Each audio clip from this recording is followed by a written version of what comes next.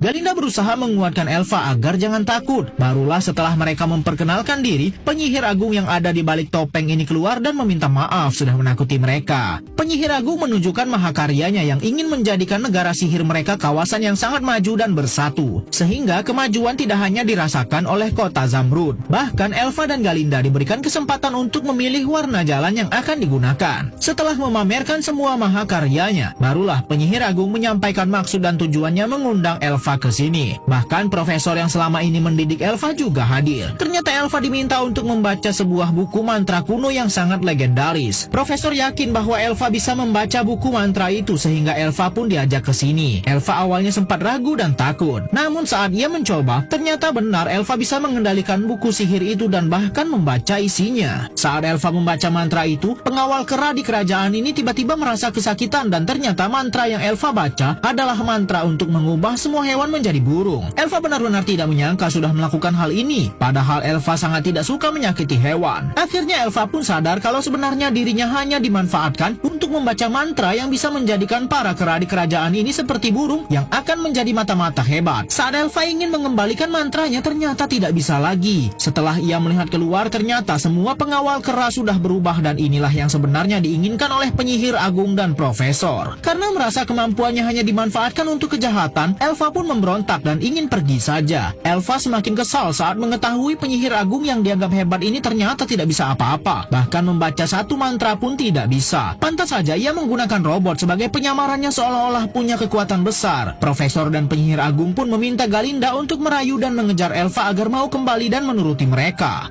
Puluhan kera yang sudah berubah jadi burung ini diperintahkan untuk menangkap Elva yang ingin kabur dari kerajaan Zamrud. Elva tidak mau menuruti rencana kerajaan ini yang menjadikan hewan sebagai mata-mata karena itu bisa menyakiti para hewan. Galinda yang sangat polos pun meminta Elva untuk mundur saja dan menyerahkan diri. Tapi tentu saja Elva tidak mau menyerah begitu saja dan menuruti niat jahat para penyihir yang ingin menguasai semua hewan. Penyihir agung dan profesor pun membuat pengumuman bahwa Elva sudah mencuri buku sihir legendaris dan menetapkannya menjadi buronan yang harus ditangkap bahkan dilenyapkan. Setelah Elva dan Galinda meloloskan diri dengan susah payah, mereka pun membuat sebuah rencana untuk kabur dan Elva mengajak Galinda ikut bersamanya. Namun Galinda tentu saja tidak mau sebab banyak hal yang harus ia lakukan di sini. Elva pun langsung membaca sebuah mantra yang bisa membuatnya melayang. Walaupun Galinda berusaha menghentikannya namun semua sudah terlambat. Elva akhirnya bisa menerbangkan sebuah tongkat sapu dengan baik hanya dengan pikirannya dan mereka pun akan berpisah di sini.